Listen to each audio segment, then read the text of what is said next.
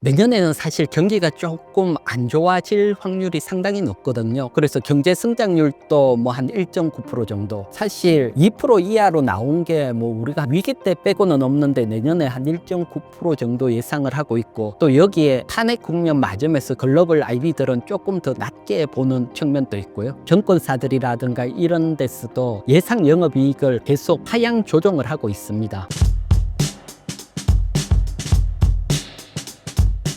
네, 안녕하세요. 저는 대한민국이 가장 어려울 때 1998년 IMF 때부터 지금까지 약 25년 금융시장에 있어 온 이희건 대표고요. 그리고 지금은 이희건 경제TV 유튜브를 운영하고 있습니다. 올해 국내 주식시장 너무 어려웠습니다.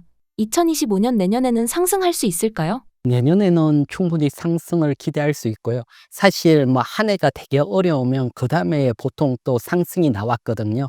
또 그거보다는 사실 우리 시장 펀더멘탈이 워낙 저평가입니다. 지금 차트 하나를 준비했는데 보면 이제 코스피 지수와 PBR을 나타내는 건데, PBR이 1보다 낮으면 정말 저평가거든요. 근데 지금은 9 이하, 약 0.85배까지 크게 하락을 했거든요. 그래서 지금 제가 뭐 위에는 코스피 지수인데 동그라미를 친 저평가가 됐을 때마다 시장은 상승을 했거든요. 그래서 지금 또 보게 되면 저평가 국면, 정말 저평가 국면이고, 사실 주식은 저렴하다는 게 사실은 가장 큰 장점이 될 수 있거든요. 그래서 이런 저평가 국면에 따라서 내년에는 상승이 나올 걸로 보고요. 또 요거 외에도 12개월 선행 PER입니다. 뭐 요것은 뭐 주가 순이익이죠. 실적 대비 또 얼마나 저평가돼 있는지 한번 보게 되면, 요거는 지금 우리가 12월 달에 8.44배로, 요것은 2010년 이후 이제 계속 데이터를 뭐 발표를 하고 있는데, 그때 이후 가장 낮은 저평가입니다. 그래서 지금은 PBR을 보든 PER을 보든 정말 저평가 국면이고요. 그리고 2010년 이후에 이제 연말 기준으로 PER이 9배 이하, 그러니까 8점 몇 배 이렇게 됐는 적은 딱 2번 있었습니다. 2011년과 2018년 두 번 있었는데 다음 해에 모두 상승을 했습니다. 보면 2012년에는 9.38%, 2019년에는 7.67%, 약 평균 한 8% 상승을 했거든요. 그래서 뭐 올해 또 9배 이하의 연말을 맞이했기 때문에 내년에 기본적으로 한 8% 이상 뭐 충분히 상승을 할 수 있을 거다, 그렇게 보고 있으니까요. 뭐 다시 한번 보지만 워낙 저평가니까 사실 여기서는 뭐 악재라는 악재는 다 선반영됐다고 보면 됩니다. 트럼프 악재도 그렇고 정치적 불안도 그렇고 내년에 좀 경제 성장 약한 거 다 녹아 있으니까요. 이렇게 저평가일 때는 조금씩 뭐 분할 매수해 간다면 내년에 좋은 성과가 있을 걸로 봅니다. 국내 주식시장이 상승하기 위해서 가장 필요한 것은 무엇일까요? 역시 외국인 수급인데, 외국인 수급은 우리나라 원달러 환율하고 밀접한 관계가 있습니다. 지금 원달러 환율을 보게 되면 정말 초약세로 진행이 되고 있거든요. 트럼프가 당선되면서부터 약세로 가고, 사실 촬영하고 있는 오늘 달러당 1,460원 돌파를 하고 있습니다. 사실 1,460원은 뭐 2008년 금융위기 이후 뭐 가장 낮은 저평가, 위기급으로 저평가다, 이렇게 볼 수가 있고요. 그래서 환율이 약세가 멈추고 강세로 전환이 돼야 됩니다. 사실 환율이 이렇게 약세로 간다는 것은 우리 시장에 들어온 외국인들은 환손실이 난다는 겁니다. 조금 쉽게 설명을 드리면, 지금 보시는 화면 맨 아래쪽에 보면 달러당 1,300원이라고, 지금 보게 되면 뭐 달러당 1,450원. 이 얘기는 1,300일 때는 외국인들이 빠져나갈 때 1,300원을 주고 1달러를 받아서 나가야 되는데, 지금은 1,450원을 주고 1달러를 받아서 나가니까 환율에서 벌써 11% 손실이 되는 거죠. 그러면 여기서 더 약세로 간다고 보면 외국인들은 더 약세되기 전에 미리 원화를 매도하고 빠져나가지요. 원화를 매도한다는 것은 주식시장에서 외국인 매도가 나온다는 겁니다. 따라서 이렇게 약한데도 계속 외국인 매도가 나오더라고요. 그래서 빨리 좀 안정을 찾고, 또 뭔가 대책이 나오면서 원화가 강세로 꺾여야 되고요. 사실 우리나라 지수는 외국인 수급하고 정말 밀접한 관계가 있습니다. 얼마나 밀접한 관계가 있는지 한번 보도록 할게요. 지금 보게 되면 위에 10번 색은 코스피 지수고요. 밑에 진한 색은 외국인 수급입니다. 보면 외국인 수급이 매도가 나와서 아래쪽으로 밀릴 때는 지수가 하락하고, 수급이 매수가 들어올 때는 상승을 하고, 그렇게 거의 뭐 동행해서 움직이는데 올해 7월부터 외국인들이 강하게 매도가 나왔죠. 그러면서 시장이 빠졌는데, 요게 환율이 안정되고 외국인들이 매수가 확 들어온다면 우리 시장은 뭐 상승으로 전환될 걸로 보고, 제가 판단할 때는 빠르면 내년 2월, 늦어도 3, 4월에는 외국인이 매수로 전환될 것으로 보여집니다. 여기서 중요한 게 하나가 있는데, 사실 매일매일 외국인 수급을 보면 외국인들이 어떨 때는 뭐 한 3천억 팔았다가 한 2천억 샀다가 또 4천억 샀다가 3천억 팔았다가, 이게 수급이 들어오는 건지 나가는지 판단하기 어려울 겁니다. 그래서 가장 쉽게 판단을 하는 것은 작년 말부터 올해 연초부터 외국인들이 매수가 들어오면서 7월까지 상승을 했을 때, 요때 외국인 수급 연초에 가장 뭐 특징적인 뭐 움직임이 있었거든요. 그거 한번 보도록 할게요. 보게 되면 제가 특징적인 거 요렇게 표시를 했는데, 개인 수급, 외국인 수급, 기관 수급 돼 있는데 보면 올해 2024년 1월 11일 날 외국인들이 2조 2,963억, 엄청나게 매수가 한번 확 들어왔습니다. 이게 외국인들이 매수로 전환되는 신호입니다.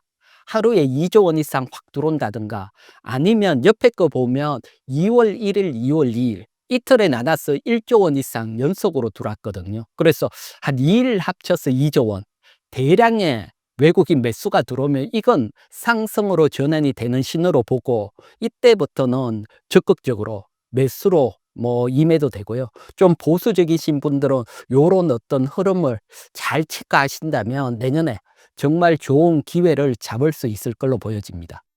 2025년을 주도할 섹터나 주식은 뭐가 있을까요? 내년에는 사실 경기가 조금 안 좋아질 확률이 상당히 높거든요. 그래서 경제 성장률도 뭐 한 1.9% 정도.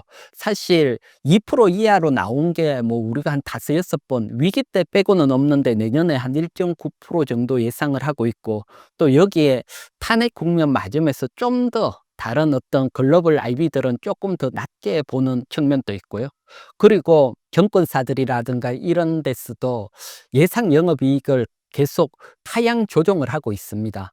그래서 지금 보면 2025년 영업이익 전망치 변화율이거든요.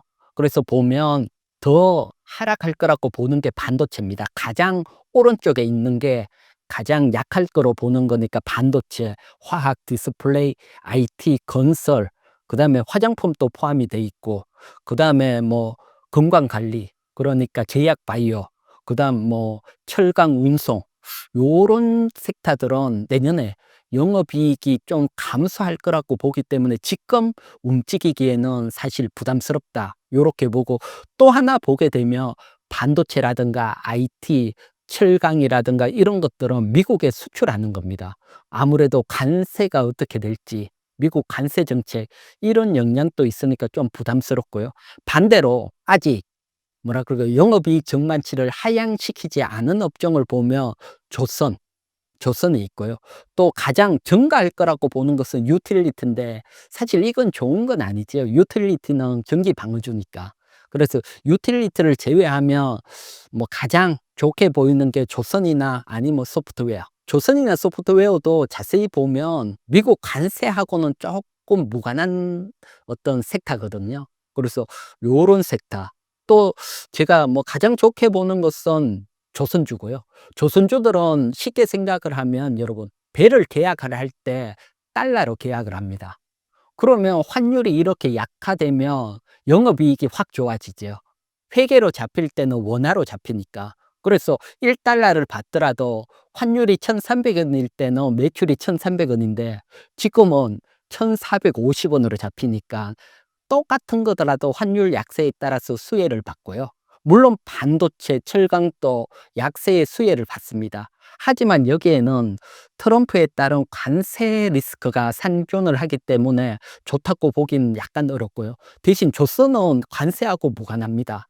뭐 배 만드는데 미국이 관세 붙이고 하지는 않으니까요. 여기에 또 하나 중국에서 만든 배는 미국 들어갈 때 또 세금 매긴다 이런 얘기들도 있으니까 오히려 트럼프 수혜까지 겹치는 세타니까 뭐 가장 좋게 보는 게 조선 세타고, 또 영업이익 측면을 보면 금융도 변화가 없지만 금융은 지금 밸류업 정책이 자초됐기 때문에 조금 어렵고, 그렇게 본다면 뭐 소프트웨어나 조선 주가 가장 유망해 보이고요. 또 여기서 중요한 게 1월 20일 트럼프가 취임을 하면 중국에게 관세를 매기게 될 거고요. 그러면 미중 분쟁이 다시 일어날 겁니다.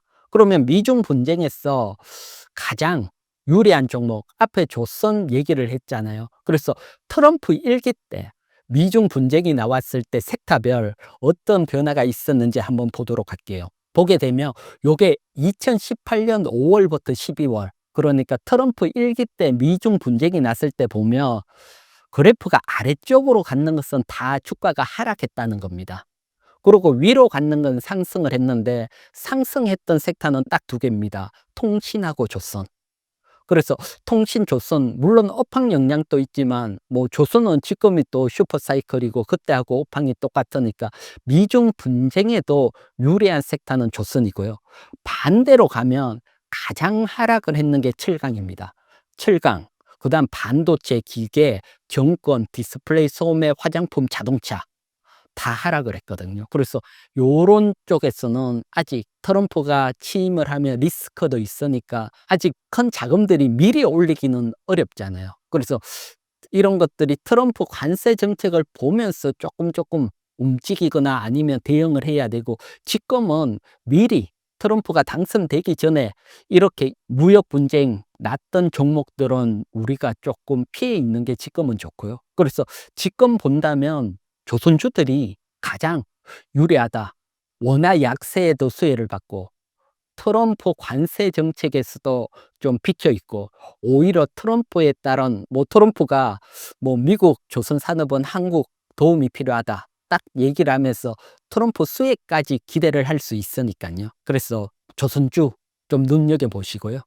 그러면 전체적인 섹터 다시 한번 정리를 해 볼게요. 지금 보게 되면 섹터로 당장 뭐 비주도 섹터로 제가 요렇게 표시를 했는데, 요것은 내년에 영업이익이 감소를 한다고 본 섹터, 그리고 미중 분쟁에서 1기 때 또 가장 강하게 하락한 섹터, 요런 섹터 비주도 섹터로 했는데, 뭐 이게 비주도 섹터지 하락한다는 뜻은 아니고요. 또 관세 정책에 따라서 상승을 할 수 있지만 지금은 비주도 섹터로 봐야 된다. 그런 측면에서 보면 반도체, 자동차, 철강, 화학, 기계, 건설, 2차 전지, 신재생 에너지, 유통 요런 쪽에서는 조금 한 발 비켜 있어야 된다 보여지고요. 그다음 중립으로 보는 섹터는 바이오입니다. 바이오는 사실 내년 2025년 영업이익이 조금 감소할 거다, 그런 측면이 있는데, 대신 바이오 같은 경우들은 사실 금리 인상을 할 때 정말 고생을 했거든요. 근데 지금은 금리 인하기이기 때문에 중기적으로 환율 수혜를 받을 수 있습니다. 그래서 좋다고 이렇게 하는데, 여러분 12월 달에 미국 FMC에서 내년에 금리 인하를 4번에서 2번으로 줄여버렸죠. 그래서 그 수혜를 확 크게 받기는 조금 부담스럽다, 금리 쪽. 또 그런 측면들도 있기 때문에 뭐 바이오는 중립. 또 바이오는 보면 우리나라 금리 인하보다는 글로벌 금리 인하, 글로벌 빅파마들 영향을 워낙 크게 받으니까 미국적 금리 인하를 좀 더 봐야 되는 섹터이기 때문에 또 중립이고, 또 지금 약간 아슬아슬한 위치입니다. 여기서 추가로 뭐 대장주인 알토오젠이 하락을 한다면 바이오도 조금 어려울 수 있고, 또 아니면 반등이 난다면 새로운 시세 분출도 나올 수 있는 그런 위치에 딱 걸려 있거든요. 그래서 방향성을 확인을 하고 접근을 하시고, 그다음 주도 섹터는 역시 조선, 대형 조선주들도 물론 큰 수익이 날 수 있는데, 제가 봤을 때는 조선업 특징으로 보면 이제 중소형 조선주, 우리가 조선 기자재 업체라고 부르지요. 이런 기업에 대해서도 집중을 해야 됩니다. 이걸 왜 집중을 해야 되냐고 하면 조선업 특징은 이제 조선 3사 우리가 대형 조선업체들이 많은 수주를 하고 있는데 수주를 하면 뭐 선주와 협의도 하고 그리고 배설계도 하고 그래서 평균 한 1년 반 정도 지난 후에 발주가 나옵니다. 그런데 이제 3 분기부터 이런 발주들이 막 나오기 시작을 했습니다. 그럼 이 발주는 2025 년, 2026 년까지 계속 이어진다는 거거든요.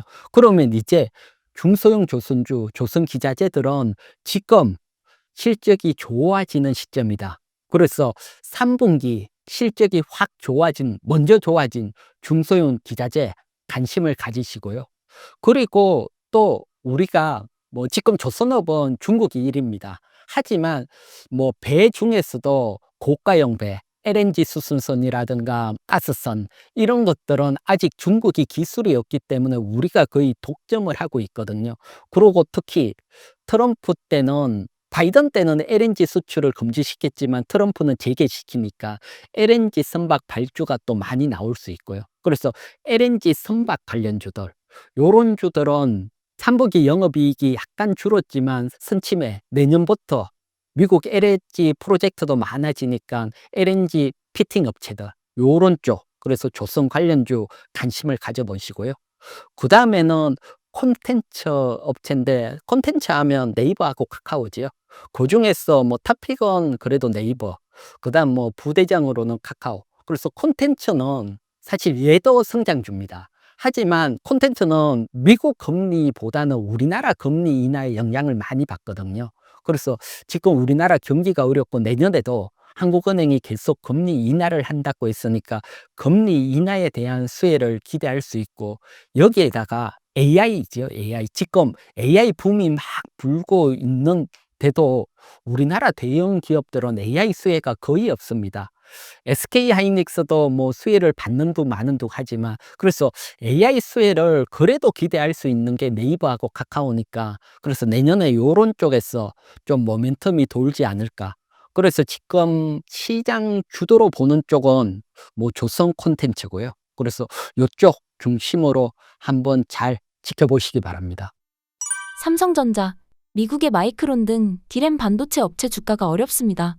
어떤 이유인가요? 먼저 마이크론 일봉 차트를 한번 보도록 할게요. 지금 일봉 차트에서 제가 동그랗게 표시를 했는데 요게 12월 19일입니다. 보면 하루에 마이너스 16% 급락이 나왔습니다. 뭐 확 급락이 나왔다가 밑꼬리를 좀 달았지만 정말 큰 급락이 나왔거든요. 이게 사실 D램 업체의 현 주수를 보여주고 있다. D램 업체라 하면 전 세계에 뭐 삼성전자, SK하이닉스, 마이크론 3사인데 마이크론 미국 시장에서 이렇게 확 급락이 나왔다는 것은 시사하는 바가 크고요. 그럼 왜 급락이 나왔는지 한번 보도록 할게요. 보게 되면 요게 인제 마이크론 매출이라든가 요런 것들 나타내는 그래프인데 보면 작년 2 분기, 3 분기, 4 분기 또 2025년 1 분기까지 보면 뭐 주당 순이익은 계속 증가입니다. 그리고 매출액도 증가입니다. 하지만 2 분기를 딱 보시면 감소로 싹 바뀌어 있습니다. 사실 여기 2 분기라고 표시가 돼 있지만 미국은 분기가 약간 틀렸어. 12월, 1월, 2월이 2 분기입니다, 얘네들은. 그래서 12월, 1월, 2월 보게 되면 매출액도 79억 달러 기존보다 줄었고요. 시장에서는 뭐 훨씬 크게 기대했는데 줄고 주당 순이익도 줄고 사실은 계속 커져야 되는데 엔비디아나 이런 쪽은 매출 뭐 계속 커지는데 꺾였거든요. 그래서 이 원인이 가장 큰 주가에 영향을 주고 있고 그러면 디램 업체 마이크론이 꺾였다는 것은 사실 삼성전자도 어려워진다. 이게 동반이 되는 거거든요. 그래서 뭐 어려워지는 이유는 사실 다른 거 아닙니다. 중국 창신 메모리가 저가형 D램을 밀어내기 때문에 뭐 반도체 가격이 하락하면서 뭐 매출이 줄어든다. 그러면 주가는 뭐 빠질 수밖에 없고 이건 내년에 계속 이어질 걸로 봅니다. 따라서 가장 큰 이유는 역시 D램 반도체 가격 하락입니다. 얼마나 빠르게 하락을 하고 있는지 한번 보도록 할게요. 지금 D램 반도체 가격 추이 보게 되면 요거는 8월에서 9월입니다. 8월에서 9월 가격인데 밑에 제가 파란색 박스권으로 칠해놨는 부분, 요것은 DDR4 창신 메모리가 밀어내고 있는 가격인데 보면 한 달 사이에 뭐 22%, 17% 급락이 나왔습니다. 그런데 위에, 그러니까 선당 공정 고가용 D램 DDR5를 보면 가격 변화가 없었어요. 그래서 그나마 삼성전자라든가 SK하이닉스, 마이크론이 주력으로 하던 뭐 D램5 가격은 변화가 없었다. 다행이다고 봤는데 이번 11월 달로 가서 한번 보도록 할게요. 10월에서 11월 달로 넘어갔을 때 보면 저가용은 여전히 더 급락을 했고요. 거기서. 근데 위에 고가용 또 가격이 빠지기 시작을 했습니다. 그러면 뭐 영업이익이 D램 3사는 확 줄 수가 있다는 거거든요. 이건 역시 창신 메모리 역량이 아닐 수 없다, 이렇게 보이고, 그래서 반도체 가격 하락이 사실은 뭐 계속해서 두고두고 내년에 이어지고, 반도체 가격이 하락을 하면 뭐 실적이 약화되고, 그러면 주가는 흘러내리고, 이게 2025년 반도체 섹터에 일어날 일로 보고 있습니다. 반도체는 사이클 산업인데 내년 반도체 업황은 어떻게 될까요? 사실은 뭐 상당히 어려워 보이고요. 제가 앞에서도 DDR5가 지금 삼성전자나 뭐 SK하이닉스나 또 마이크론, D램 만드는 회사의 주력입니다. 그런데 정말 좀 뭐 위협적인 뉴스가 하나가 나왔거든요. 그 뉴스 한번 보도록 할게요. 지금 요것은 중국에서 이제 광고가 나온 뉴스입니다. 광고 나온 뉴스인데 보게 되면 중국 입장에서는 DDR5 국산화했다, 즉 DDR5까지 창신 메모리가 양산이 됐다고 지금 광고가 나오고 있습니다. 이렇게 되면 이제는 DDR5도 중국이 밀어내기 시작을 하면 정말 어려워지거든요. 사실 여기에 대해서는 아직 삼성전자라든가 마땅한 방법이 없습니다. 삼성전자가 3분기 실적 컨퍼런스 콜에서 내년 전략으로 DDR4를 줄이고, 창신 메모리가 밀어내는 DDR4를 줄이고 DDR5 더 늘리겠다, 이렇게 했는데 이제 창신 메모리가 DDR5까지 양산에 들어갔기 때문에 뭐 삼성전자 전략이 좀 어려워졌다. 그러니까 정말 사실 반도체 업황은 내년에 계속 어려워지고요. 여기에다가 지금 뭐 다른 수급적인 측면은 사실 괜찮습니다. 지금 보면 반도체 업체가 수급이 있고 또는 뭐 공급적인 측면. 그래서 수급은 그나마 다행히 좋아지고 있거든요. 지금 보시는 것은 PC 출하량인데 2020년, 2021년 코로나를 겪을 때 워낙 출하량이 높았기 때문에 이후에 출하량이 많이 낮아졌거든요. 그런데 내년에는 한 5% 정도 증가할 거다. 그래서 수급적인 측면에서는 나쁘지 않고, 그 다음에 스마트폰도 사실 내년에 한 1.6% 올해보다 증가할 거다. 어쨌든 증가를 하고, 그 다음에 서버 출하량도 증가를 하고, 수급은 좋은데 공급적인 측면, 앞에서도 제가 설명을 드렸지만 창신 메모리가 워낙 물량을 밀어냅니다. 사실 중국은 뭐라 그럴까요? 가격 상관없이 밀어냅니다. 왜 그러냐고 하면 중국 정부로부터 보조금을 계속 받습니다, 걔네들은. 그러니까 사실은 공정한 게임이 아니죠. 그래서 보면 수율이 안 나오더라도 보조금 받으면 플러스가 되니까 계속 밀어내니까 사실 삼성전자나 미국의 마이크론이나 이런 쪽에서는 불리한 싸움일 수밖에 없고요. 그래서 내년도에 지금 요것은 트랜스포스 예상인데, 올해는 창신 메모리가 4에서 한 5% 정도 시장 점유율인데 내년에는 10% 넘어간다.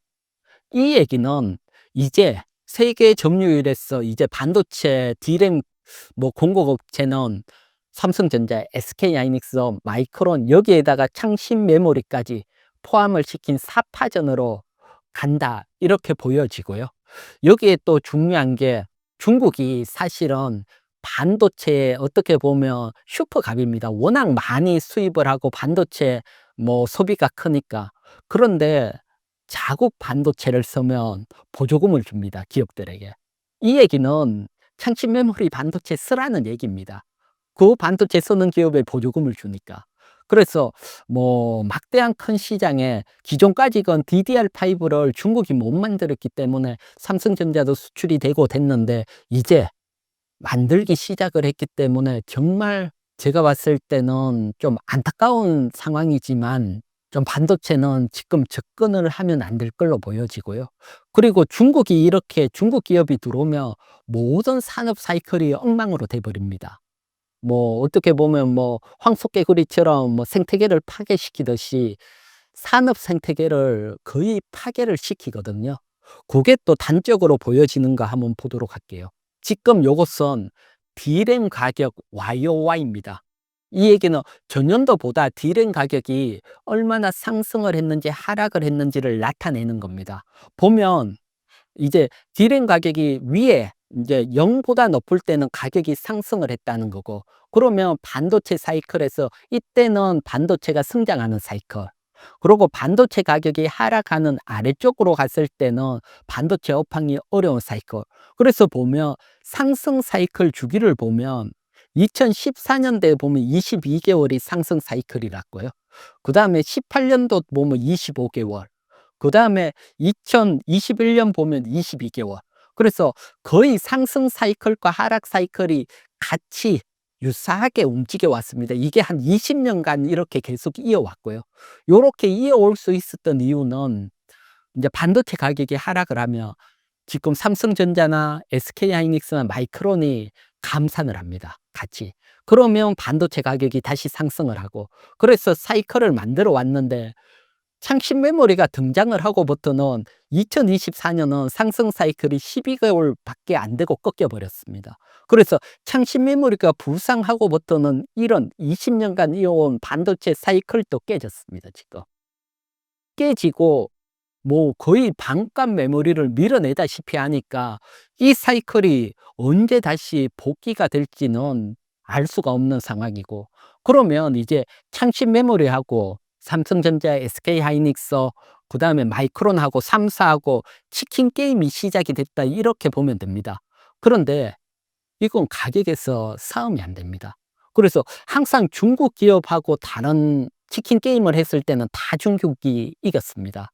뭐 태양광도 그렇고 디스플레이도 그렇고 뭐 모든 산업이 워낙 보조금을 받고 밀어내기 때문에 다 이겼는데, 지금 반도체마저 이렇게 꺾였죠. 지금 벌써 반도체 가격이 하락으로 접어들었으니까. 그러면 이 하락이 생각보다 긴 터널로 이어질 수 있고, 지금 업황이 이제 그래프 보면 D램 반도체가 꺾였으니까 꺾이는 시점에서 우리가 반도체를 투자하기는 어렵습니다. 이때는 어떻게 보면 반도체를 리스크 관리하고 다시 반도체 업황이 좋아지는 기미가 보일 때 들어가야 되거든요. 그래서 지금 보면 아쉽지만 반도체 사이클은 상당 기간 어려워질 수밖에 없는 상황이니까 여러분들이 반도체 접근은 조금 자제하는 게 좋아 보입니다. 하락한 삼성전자, 내년에는 상승할 수 있을까요? 일단 삼성전자를 제가 지금 업황은 제가 어려워진다, 이렇게 설명을 드렸잖아요. 그리고 차트적으로도 한번 보도록 할게요. 특히 우리가 뭐 오늘 사서 내일 파는 건 아니니까 긴 월봉 차트로 한번 보도록 할게요. 지금 보게 되면 삼성전자 월봉 차트입니다. 이렇게 보면 아주 오랜 기간 추세선을 타고 삼성전자가 상승을 해왔습니다. 지금 보면 항상 직전 사이클보다는 그 다음 사이클 주가가 더 크게 상승을 했습니다. 그래서 상승을 했는데 이번에는 2000년도 큰 상승보다 주가가 넘어서지 못하고 하락을 해버렸습니다.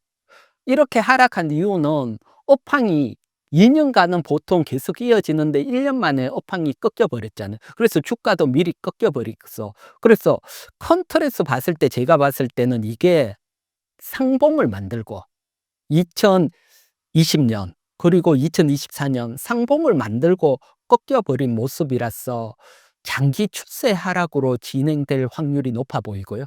그래서 여러분들도 기술적 공부 많이 해보셔서 아시겠지만 주가라는 게 상승 추세선을 타고 가다가 상봉을 만들고 상승 추세선을 이렇게 이탈을 해버리며 다음은 추세선까지 반등이 나오고 그리고 장기 하락으로 이어지는 그런 확률이 상당히 높아 보입니다. 따라서 삼성전자가 뭐 자사주 매집이라든가 이런 모멘텀을 타고 뭐 6만 원 넘어가고 6만 5천 원 좀 반등이 나오면 추세선 뭐 상단은 한 6만 5천 원 정도 되니까 반등이 나오면 비중 축소를 해야 될 걸로 보이고요.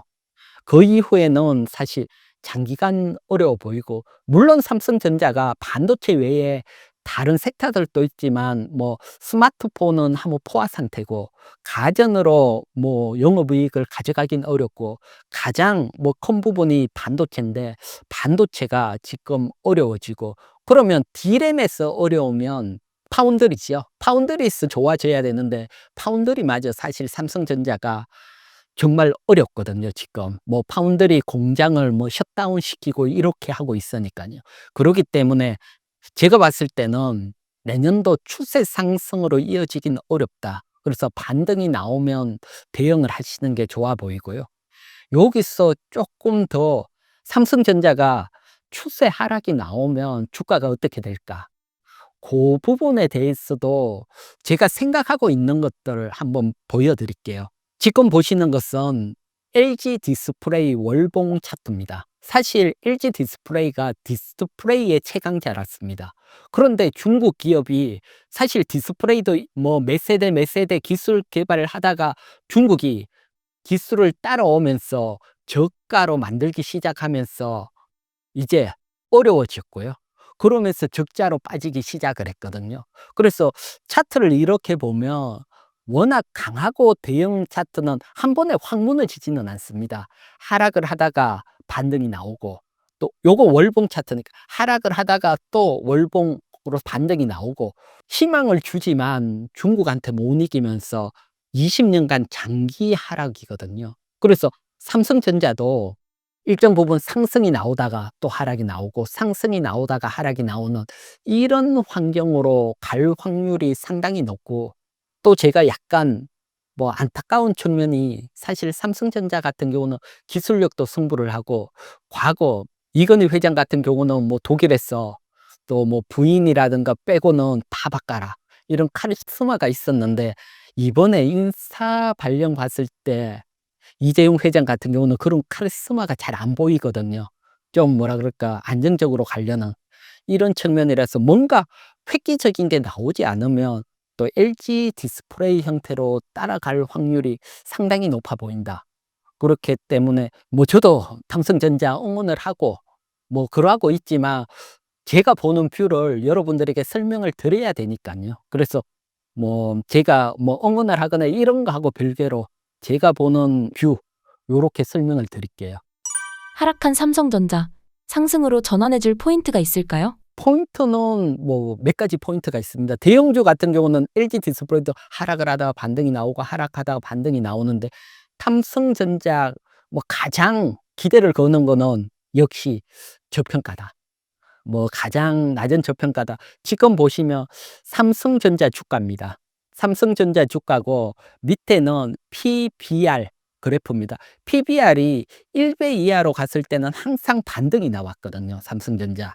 밑에 그래프 보면 파란 점선, 파란 점선이 왔을 때는 항상 반등이 나왔는데, 지금 역사적인 어떤 저평가까지 왔다. 그래서 요런 어떤, 주식에서는 또 가격이 산 것만큼 또 호재는 없거든요.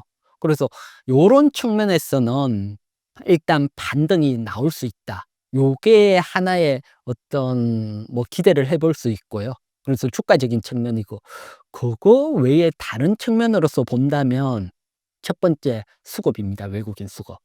지금 삼성전자 뭐 거의 외국인들이 매도 폭탄이거든요. 그래서 외국인 수급은 여러분, 한 번 사기 시작을 하면 계속 사고, 한 번 팔기 시작을 하면 계속 팝니다. 이게 제가 일부에서 외국인 수급 보여드렸듯이 한 번 사면 쫙 가고 팔면 쫙 팔고 하는데, 지금 삼성전자는 계속 파는 시점인데, 한 번 매수라는 게 대량의 한 5일 연속으로 큰 규모로 매수가 팍팍팍팍 들어온다. 그러면 또 일정 부분 강하게 반등할 수 있거든요. 그래서 일단 그런 수급이 들어오는지 또 한번 살펴보고요. 그래서 가격이 산 메리트가 있고 아직은 외국인들이 들어오지 않았지만 수급 변화 한번 살펴보고요. 이게 조금 다른 표현으로 보면 우리 원화가 워낙 사니까 또 환수익을 내고 외국인들이 들어오면 외국인들은 일정 부분 삼성전자를 사는 측면도 있으니까요. 그래서 원화가 강세로 전환되면 삼성전자가 또 업황하고 상관없이 외국인 수급이 들어올 수 있는 측면이 있으니까요. 그래서 그런 측면. 이거 외에 사실 삼성전자 독자적으로 본다면 사실 삼성전자가 기술력, 삼성전자 하면 사실 세계 뭐 최초 개발 이런 것들이 뭐 삼성전자의 트레이드 마크인데 이게 무너진 지가 한 5년 정도 됐죠. 그래서 D램 반도체 같은 경우도 뭐 마이크론이 세계 최초 개발을 하고 또 지금 가장 뭐 최신 기술 SK 하이닉스가 먼저 개발을 하고 이처럼 삼성전자가 세계 최초라는 타이틀을 잃어버렸거든요. 그래서 요런 쪽 특히 우리가 가장 기대를 거는 게 HBM4 지금 HBM3 같은 경우는 사실 SK 하이닉스 제일 먼저 개발을 했고 그다음 마이크론이 개발을 했고 삼성전자는 아직 엔비디아의 뭐 콜테스트 통과를 못하고 오히려 3사 중에 꼴찌가 돼 버렸잖아요. 그래서 이런 기술력에서 삼성전자가 이겨야 되는데 특히 HBM4 지금은 3를 뛰어넘고 4에서 야심찬 포부를 가지고 있는데 4에서 세계 최초로 개발을 한다. 그러면 이제 상황이 완전히 바뀌게 되는 거죠. 지금 보게 되면 뭐 지금 브로드컴도 뉴스에 나왔지만 HBM4 수급을 위해서 SK 하이닉스나 삼성전자 접촉을 하고 있고 이러니까 HBM4를 먼저 세계 최초 개발을 한다. 그러면 또 전혀 다른 양상으로 또 강하게 반등이 나올 수 있으니까 뭐 정말 처음으로 돌아가셨어. 삼성전자가 기술력, 뭐 우리가 예전에 세계 최초 이런 기술력을 가지고 있는 삼성전자로 가고 그리고 이런 HBM에서 뭐 힘을 내서 또 세계 최초로 개발해 주기를 바라고요. 요런 소식들이 나오면 삼성전자 주가는 또 전혀 다르게 반등이 나오니까 이때는 또 안 가지고 계신 분이라도 또 매수 동참해도 된다 설명을 드릴게요. 삼성전자의 실적 부진을 예측하신 이유가 무엇인가요? 삼성전자, SK 하이닉스 보면 사실 지금 뭐 AI 시대의 가장 핵심은 HBM인데 HBM 반도체가 삼성전자가 아직 퀄 테스트를 엔비디아 통과를 못 했거든요. 그래서 요게 뭐 SK 하이닉스는 뭐 거의 독점으로 공급하니까 여기에서 삼성전자와 SK 하이닉스는 명확하게 좀 운명이 바뀌었다고 그럴까요? 그렇기 때문에 개발이 돼 있는 SK 하이닉스가 삼성전자보다는 훨씬 유리한 측면이 있습니다. 그래서 SK 하이닉스를 뭐 더 좋게 보는 거고요. 하지만 전체적인 반도체 업황으로 본다면 반도체 전체 업황이 하락을 하니까 뭐 전체는 리스크 관리를 가야 되고 또 하나가 사실 삼성전자가 HBM3 엔비디아의 퀄테스트 통과된다는 얘기가 계속 나왔는데 지금까지 못 통과되고 있는 게 그 기술적인 문제. 그러니까 HBM이라는 것은 D램 반도체를 차곡차곡 쌓아서 연결을 하는 거. 그래서 이런 기술적인 문제가 아니고 D램 반도체 자체에 문제가 있을 수 있다. 이게 문제면 상황이 커지거든요. 이런 뉴스들도 계속 나오고 있기 때문에 삼성전자로서는 이런 어떤 기술적인 문제가 계속 발목을 잡는데 이건 사실 우리가 삼성전자를 상상할 수 없었던 얘기들이거든요. 항상 기술력이 최초 개발을 하는데 그래서 이런 뉴스들도 나오니까 삼성전자는 명확하게 보여줘야 됩니다. 기술력 좋다. 이게 나오기 전까지건 어쩔 수 없이 뭐 SK 하이닉스가 탑픽이 될 수밖에 없다. 요렇게 설명을 드릴게요.